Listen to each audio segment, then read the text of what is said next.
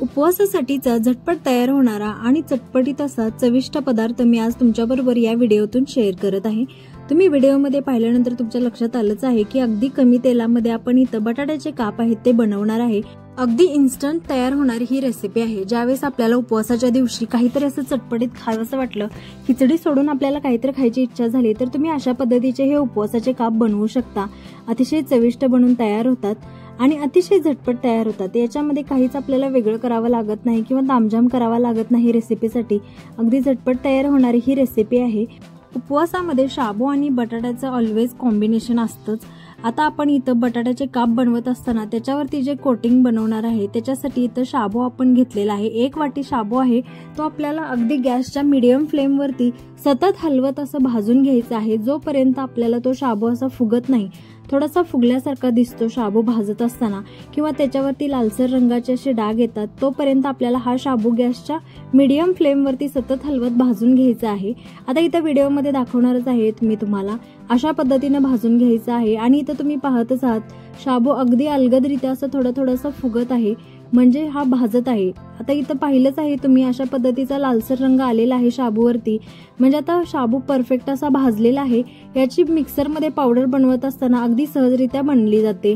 आता नंतर याच्यामध्ये आपण काप बनवण्यासाठी 2 बटाटे घेतलेले आहेत। आता याच्या आपण सालासकट बटाटे वापरणार आहे। बटाट्याचे काप करत असताना थोडेसे जाडसर असेच करून घ्यायचे आहेत, म्हणून इथं मी चाकूच्या मदतीने करून घेत आहे। आता चिप्स बनवतात त्या पद्धतीने तुम्ही बनवू शकता, पण अगदीच ते पातळ होतात, म्हणून थोडेसे जाडसर असे व्हावेत म्हणून इथं चाकूच्या मदतीने करून घेतलेले आहे। इथे दाखवल्याप्रमाणे असे थोडे जाडसरच इथं काप करून घ्यायचे आहेत। आपल्याला जास्त पातळी नाहीत करायचे आणि अगदीच जाड असे ठेवायचे नाहीत, अगदी मीडियम इथं दाखवल्याप्रमाणे अशा पद्धतीने जाड काप करून घ्यायचे आहेत। नंतर आपल्याला याच्यावरती जे स्टार्च आहे बटाट्यामध्ये असतं ते आपल्याला धुवून घ्यायचं आहे। स्वच्छ पाण्याने 2 वेळा इथं मी हे काप आहेत ते धुवून घेतलेले आहेत, त्यामुळे बटाटे अजिबात लालसर होणार नाहीत, अगदी पांढरे शुभ्र असे राहतील। आणि नंतर इथं शाबू थंड झालेला आहे, ते आपल्याला मिक्सरमध्ये बारीक वाटून घ्यायचं आहे।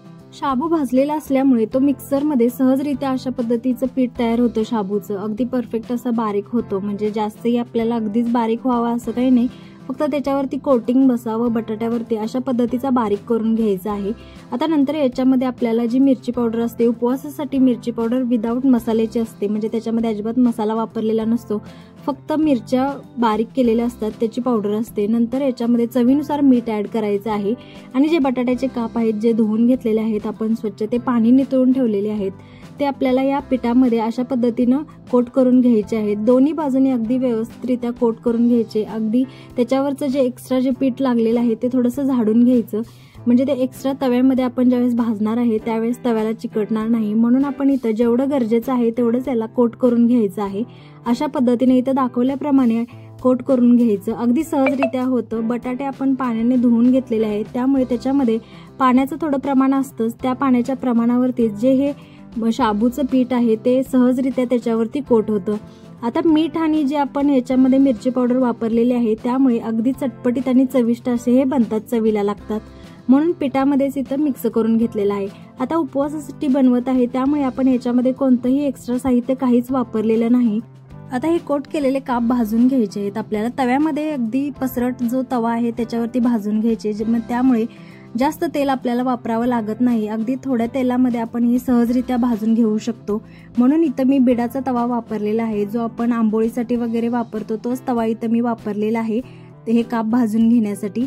पसरट तवा असल्यामुळे याच्यामध्ये थोडंसं तेल टाकून घेतलेलं आहे आणि त्याच्यामध्ये हे जे सर्व काप आहेत जे आपण कोट करून घेतलेले आहेत पिठामध्ये, ते अशा पद्धतीने सगळीकडे पसरवून ठेवायचे, म्हणजे जेणेकरून ते अगदी परफेक्ट असे भाजले जातील। आणि गॅसची फ्लेम आपल्याला पहिल्यांदा तर हाय वरती ठेवायची आहे, नंतर गॅसच्या मीडियम फ्लेम वरती अगदी आतपर्यंत शिजेपर्यंत हे काप आपल्याला भाजून घ्यायचे आहेत। ही झटपट तयार होणारी रेसिपी तुम्हाला आवडली असल्यास व्हिडिओला नक्की लाईक करा, शेअर करा, कमेंट करायला हे विसरू नका आणि अशाच सिंपल रेसिपींसाठी आपल्या चॅनलला नक्की सबस्क्राईब करा। आता थोड्या वेळानंतर आपण एका साईडने भाजून झाल्यानंतर दुसऱ्या साईडला असं पलटून घ्यायचं आहे आणि अगदी क्रिस्पी होईपर्यंत भाजू शकता। जास्तही क्रिस्पी होत नाही, थोडेसे जाडसर असे हे आपण काप बनवलेले आहेत, त्यामुळे जास्त क्रिस्पी होणार नाहीत, पण चवीला मात्र अप्रतिम असे होतात हे काप। फायनली आता हे काप बनून तयार झालेले आहेत। आपल्याला फक्त चेक करून घ्यायचं आहे की ते आतपर्यंत शिजलेले आहेत की नाही, चाकूच्या मदतीने अशा पद्धतीने चेक करून घ्यायचं।